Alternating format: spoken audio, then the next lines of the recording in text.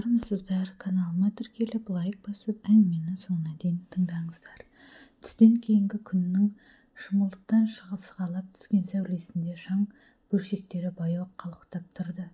Киім тігу мен жөндеумен айналысатын Сәния тігіншінің шағын шеберханасында үнсіз тыныштық орнаған.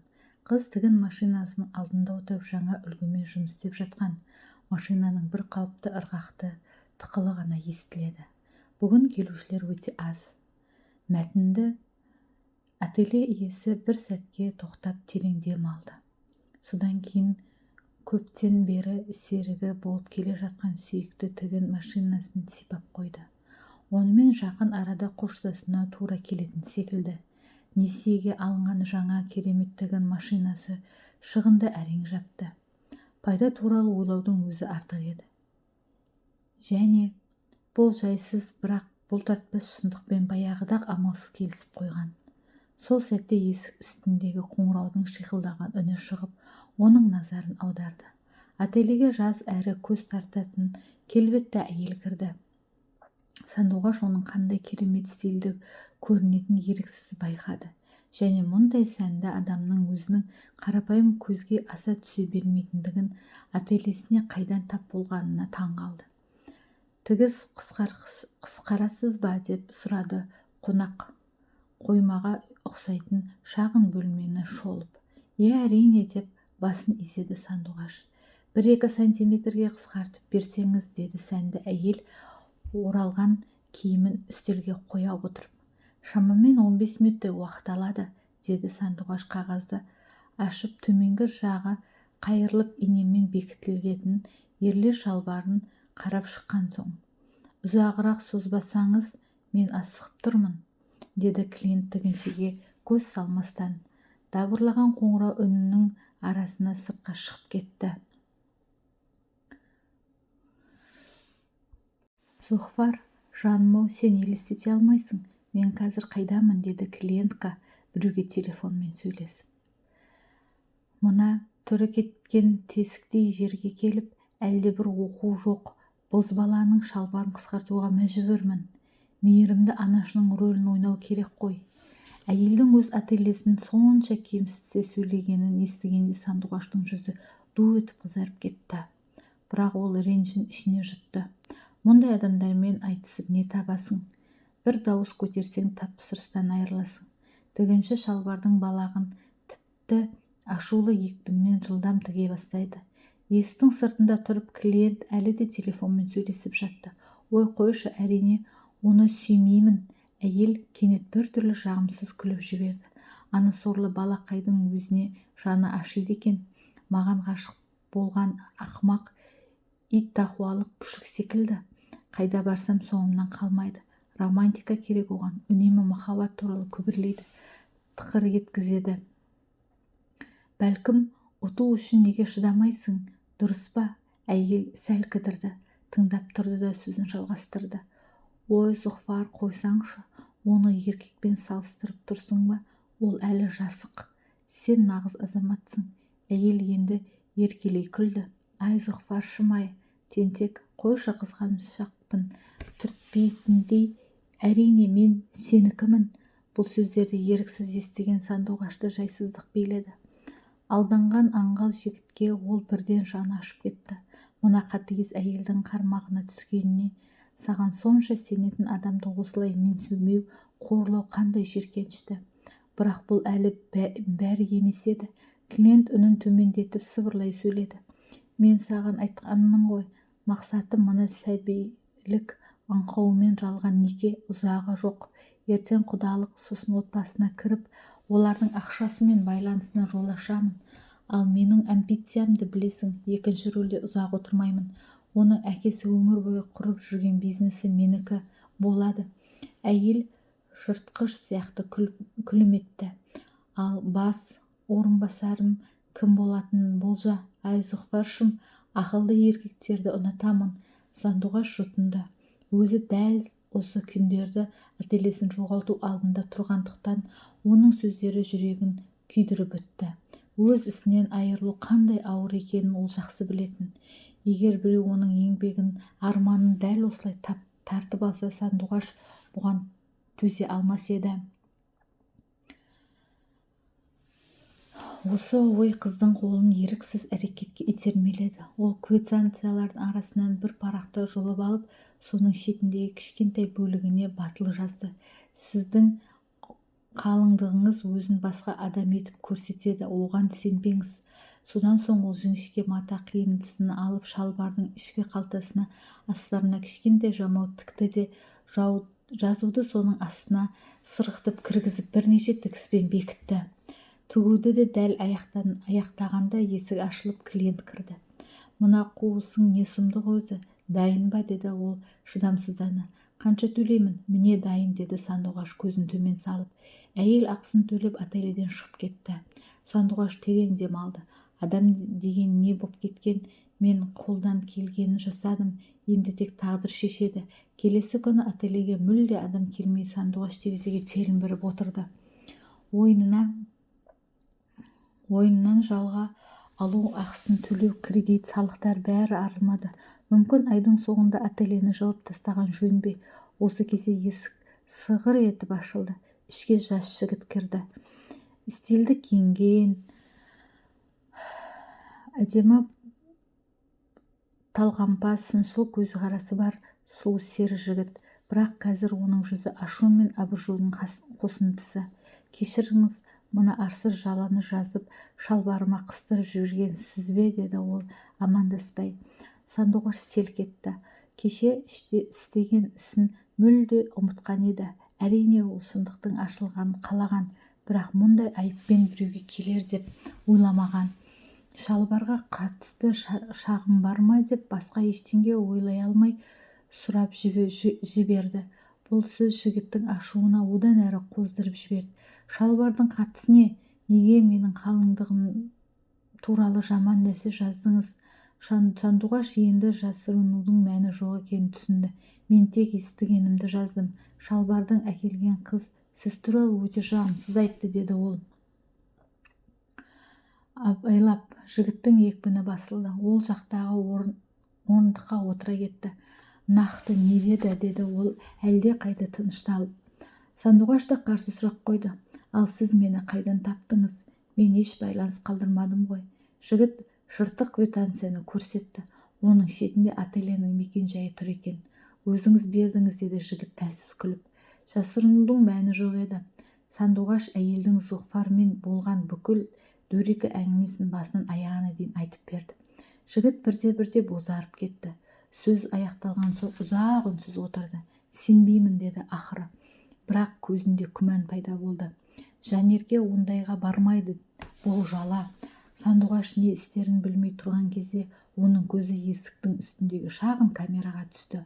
Ол жайлы өзі баяғыда ұмытқан.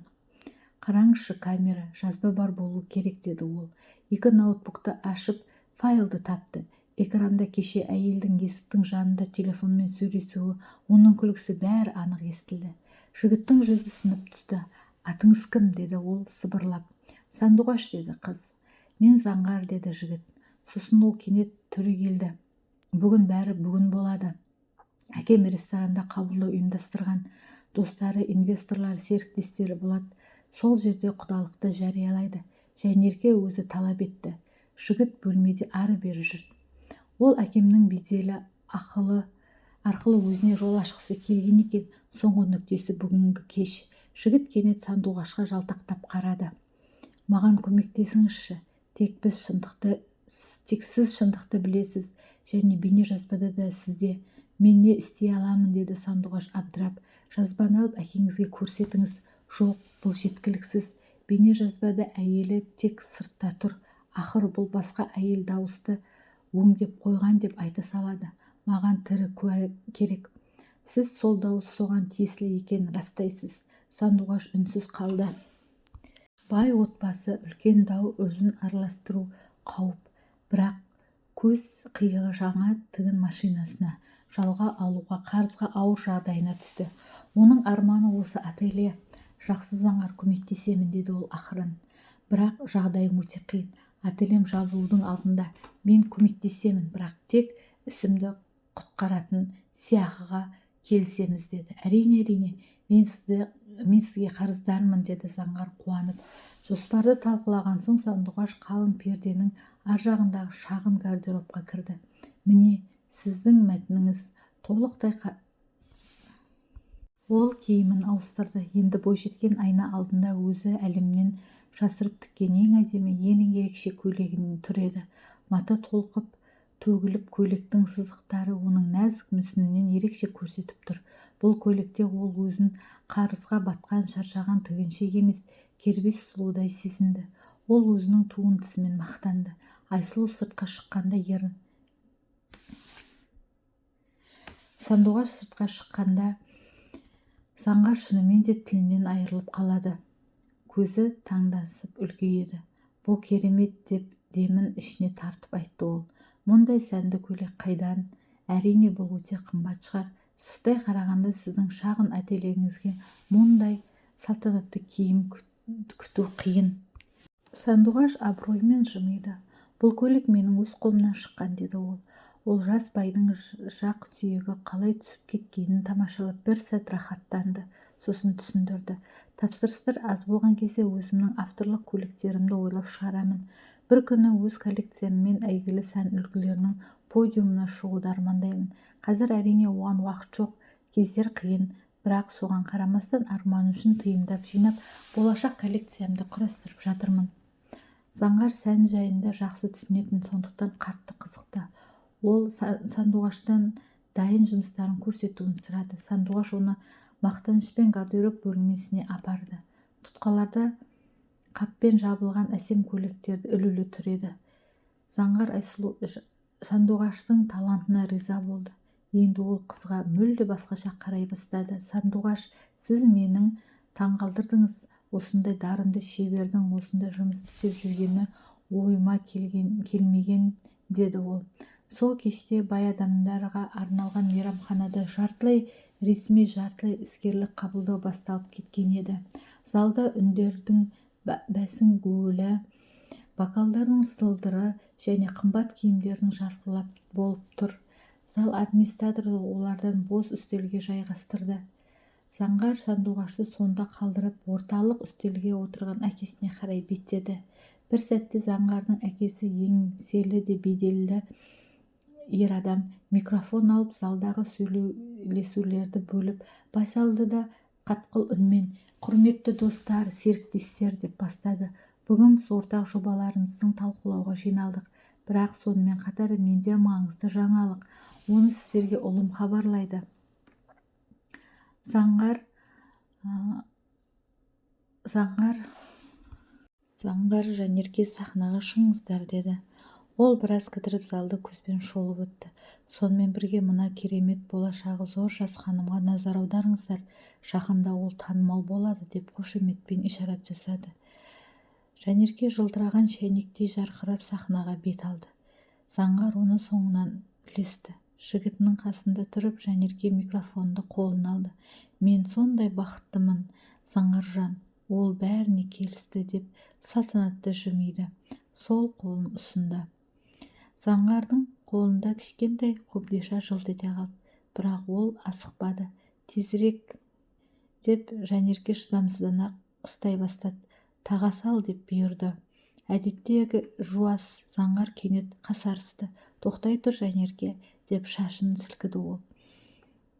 Алдымен барша жұрттың алдында сұрайын, сен шынымен маған адал жар болуға дайынсың ба? Жанерке қыңқ етпей жасанды түрде күліп, әрине, ақымақтай болмашы, неге бұлай айтып тұрсың, толқып тұрсың ба, деді.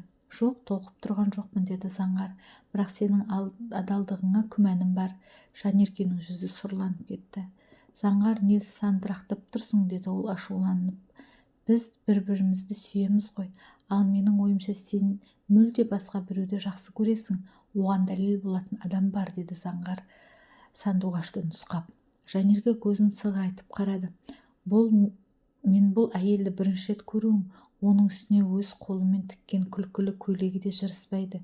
Сен менің құдалығымды бұзу үшін біреуді жалдап әкелдің бе, деп. Сандуғаш селк етіп орнынан тұрды. Оның арманы авторлық көйлегіне айтылған қорлайтын сөз жүрегіне қатты тиді. Сізден айырмашылығы мен актриса емеспін, Жанерке, деді ол анық әрі нық дауыспен. Және мен сіздің опасыздығыңызға куәмін.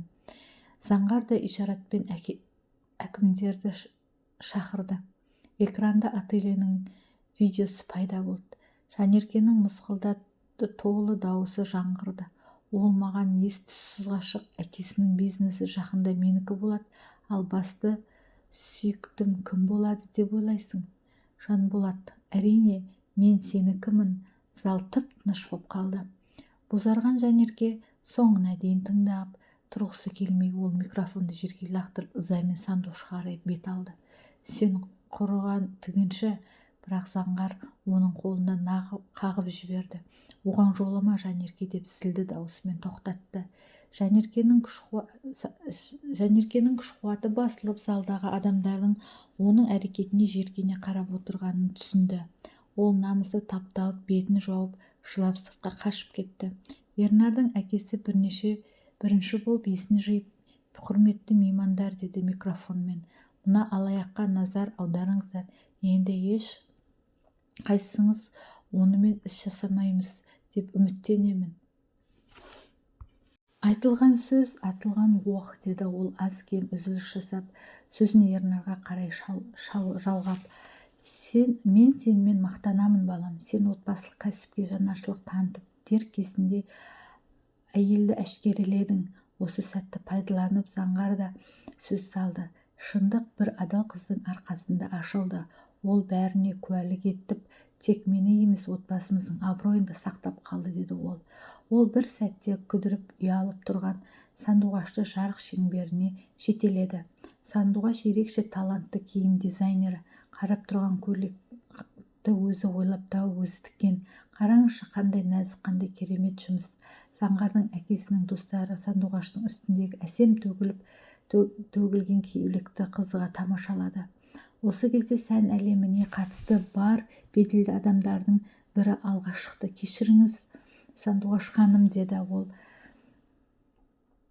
Сандуғаштың көйлегін мұқият қарап: өте түпнұсқа ой, мінсіз жұмыс, ал тігісі қандай керемет. Сіз біздің дизайнерлік идеяларыңызға қаржы салуға және алғашқы көрсетіліміңізде сіздің сән үйімізге өтуіңізге дайынбыз. Сандуғаш не дерін білмей жүрегі дүрсілдеп кетті. Қарапайым тігінші болып жүрген ол кенет бай инвесторлардың алдында тұрды. Сандуғаштың абыржуын байқаған Заңғар дереу әңгімеге жұмсақ араласып: мырзалар, сіздердің Айсұлу сандуғаштың талантын бағалағандарыңызға қуаныштымын, деді күлімсіреп. Қазір ол бар күшін шығармашылыққа бағыттап жүр, сондықтан оның атынан келіссөздерді мен жүргізуге дайынмын. Барлық мәліметтерді кейін кеңірек талқылайық. Сандуғаш оған шексіз алғыспен қарады. Ол өзі мүлде түсінбейтін күрделі іскерлік әңгімелерден осылай құтылды. Уақыт өте келе Сандуғаш өзінің жеке сән брендін құрды. Заңғар оның сенімді даму директоры болып, әкесінің компаниясына инвестиция тартып, олардың ортақ бизнесін жылдам өркендеуіне жағдай жасады. Жас дизайнер шығармашылыққа толығымен беріліп, жаңа үлгілі ойлап табуға және өз қанатының астына жас талантты дизайнерлер жинауға мүмкіндік алды. Олардың батыл да ерекше стильдегі киімдері тез арада рейтингтерінен шығарып, жаңа сән трендтерін қалыптастырды. Ортақ бизнеспен бірге деген қолдау олардың арасында терең романтикалық сезімге ұласты. Осылайша олардың ісі тек табысты жоба ғана емес, бақытты отбасылық кәсіпке айналды.